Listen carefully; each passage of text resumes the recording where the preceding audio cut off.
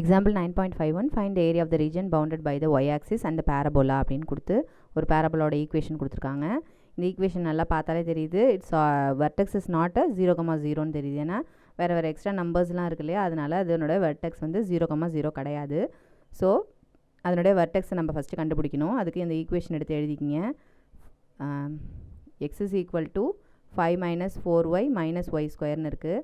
So perfect square மெத்தடில் இந்த இதுக்கு கண்டுபிடிக்கணும். அப்போ தான் நம்ம வந்து x - h is equal to y - k the whole square அந்த ஃபார்மேட்டு கொண்டு வரலாம்.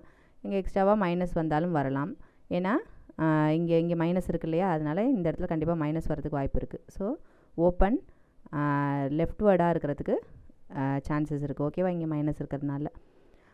ஸோ ஃபஸ்ட்டு நம்ம என்ன செய்யணும், இங்கே மைனஸை காமனாக எடுத்துடணும். So y square plus 4y - 5ன்னு இருக்கும். அப்போ என்ன ஆகும், நம்ம ஃபஸ்ட்டு ஸ்டெப்பே பர்ஃபெக்ட் ஸ்கொயர் மாற்றணும் அப்படின்னா இந்த ஸ்கொயர் எந்த டேர்முக்கு ஸ்கொயர் இருக்கோ அதுக்கு முன்னாடி உள்ள கோஎஃபிஷியன்ட் வந்து 1 இருக்கணும். நெகட்டிவ் சைன் இருந்தாலோ இல்லை வேறு ஏதாவது நம்பர்ஸ் இருந்தாலும் அதை நம்ம காமனாக வெளியில் எடுத்துடணும். ஸோ அதனால் நம்ம வெளியில் இப்படி எடுத்துட்டோம். எடுத்ததுக்கப்புறம் என்ன செய்யணும், மைனஸ் இங்கே ஒய் இருக்கு இல்லையா, அந்த ஒய்யை போட்டுக்குங்க. இங்கே y ஸ்கொயருக்கு பக்கத்தில் இங்கே ஒரு டேர்ம் இருக்கு இல்லையா, 4yன்னு இருக்கு இல்லையா, அதுதான் நம்மளுக்கு அதுலேருந்து நம்ம b கண்டுபிடிக்கணும்.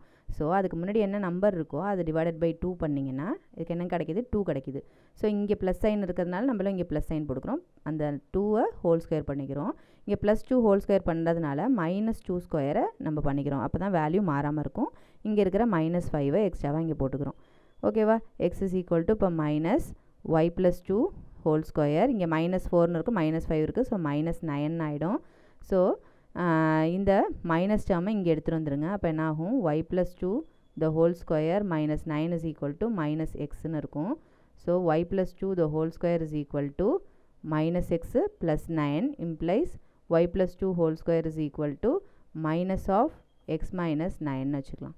ஓகேவா, இப்போ இங்கே இருக்கிற டேர்ம் இருக்கு இல்லையா, இதுதான் நம்மளோட வெர்டெக்ஸ். x, y பாயிண்ட்டு கண்டுபிடிக்கணும். ஜென்ரலாக எப்படி இருக்கும் அப்படின்னா y - x - அப்படின்னு இருக்கணும். இங்கே மைனஸ் இல்லாததுனால நம்ம இது என்னென்னு எடுத்துக்கணும், -2ன்னு எடுத்துக்கணும். இது வந்து எப்படி எழுதிக்கணும், -2 the whole square is equal to -x - 9ன்னு எடுத்துக்கணும். ஓகேவா, அப்போ நம்மளோட வெர்டெக்ஸ் என்ன அப்படின்னா எக்ஸ் பாயிண்ட் எடுத்துக்கங்க, 9, -2 y, x, y தானே நம்மளோட ஜென்ரலான ஃபார்மேட்டே. ஸோ அதுலேருந்து நம்ம வெர்டெக்ஸ் கண்டுபிடிச்சாச்சு. ஓகேவா, 9, 2 தான் வெர்டெக்ஸ். மைனஸ் சைன் இருக்கிறதுனால ஓப்பன் இது லெஃப்ட் வேர்ட். ஓகேவா, இப்போ டயக்ராம் எப்படி இருக்கும் அப்படின்னா ஓப்பன் லெஃப்ட் வேர்ட். இது வந்து நம்மளோட எக்ஸ் ஆக்சிஸு, இது ஒய் ஆக்சிஸ், இது ஆரிஜின். நம்ம 9, -2ங்கிறதுனால இங்கே பாசிட்டிவ் ஆக்சிஸ்லேயே அது 9, -2ங்கிறது சப்போஸ் இங்கே இருக்குன்னு வச்சிங்களேன், ரெண்டுத்துக்கும் நடுவில் தான் இந்த இடத்துல ஆரம்பிக்குது. அப்போ வெர்டெக்ஸ் வந்து ஆரிஜின்லேயோ இல்லை எக்ஸ் ஆக்சிஸ் மேலேயோ கிடையாது, நம்மளுக்கு கொஞ்சம் தள்ளி கீழே இருக்குது. ஓகேவா, வெர்டெக்ஸ் இதுதான். நம்ம எக்ஸாக்டாக இந்த பாயிண்ட்ஸ் நம்மளுக்கு தெரியணும் இல்லையா, எந்த இடத்துல இது இந்த ஒய் ஆக்சிஸை கட் பண்ணுது அப்படிங்கிற பாயிண்ட் தெரிஞ்சுக்கணும். அதுக்கு நம்ம என்ன செஞ்சுக்கலாம், x is equal to 0ன்னு சப்ஸ்டியூஷன் பண்ணலாம். Substituting x is equal to 0, இதில் கொண்டு போய் 0 சப்ஸ்டியூஷன் பண்ணிங்கன்னா என்ன கிடச்சிரும், நம்மளுக்கு ஒய்க்கு 2 வேல்யூ தெரிஞ்சிடும். So y + 2 the whole square is equal to -x பதிலாக 0 போட்டுறோம். ஸோ -9 மட்டும் இருக்கும்.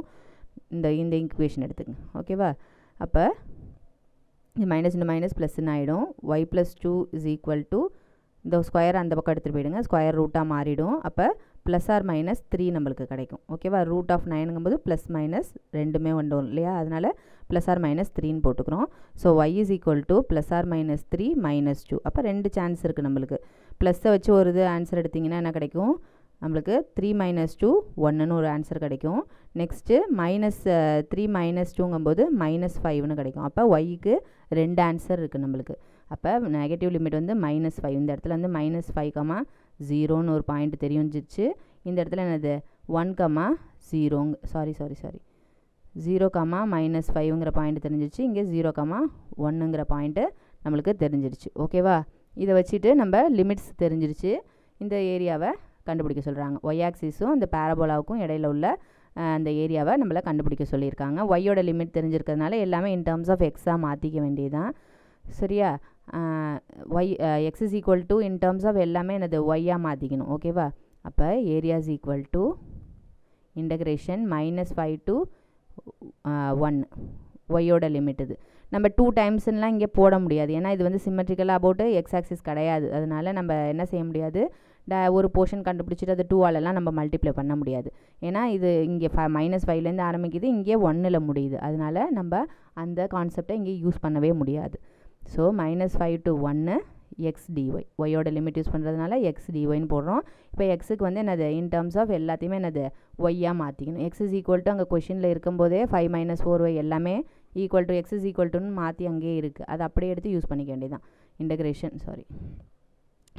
-5 to +1 5 - 4y - y square into dy which is equal to அப்படியே ஒரு டேர்மே அப்படியே இன்டகிரேட் பண்ணிக்க வேண்டியதான். கான்ஸ்டன்ட் இன்டகிரேட் பண்ணும்போது எக்ஸ்ட்ராவாக ஒரு ஒய், ஏன்னா இங்கே ஒய்யை பொறுத்து பண்ணும்போது நம்ம என்ன செய்யணும், எக்ஸ்ட்ராவாக ஒய் ஆட் பண்ணிக்கிறோம். ஓகேவா, -4 into yன்னு இருக்குது, அதனால் மேலே பவர் ஒன்று எக்ஸ்ட்ரா ஆட் பண்ணிக்கிறோம், கீழே அதே நம்பர் எடுத்து கீழே போட்டுக்கிறோம். ஸோ -y இங்கே ஸ்கொயர் இருக்கிறதுனால க்யூபாக மாறிடும், /3 லிமிட் அப்ளை பண்ண வேண்டியதான். -5 to +1 அப்படியே ஜஸ்ட்டு அப்பர் லிமிட்டை சப்ஸ்டியூஷன் பண்ணுறோம். நெக்ஸ்ட்டு மைனஸ் தி லோயர் லிமிட், எங்கெல்லாம் வந்து ஒய் இருக்கோ அங்கெல்லாம் ஃபஸ்ட்டு 1 சப்ஸ்டியூஷன் கொடுக்குறோம்.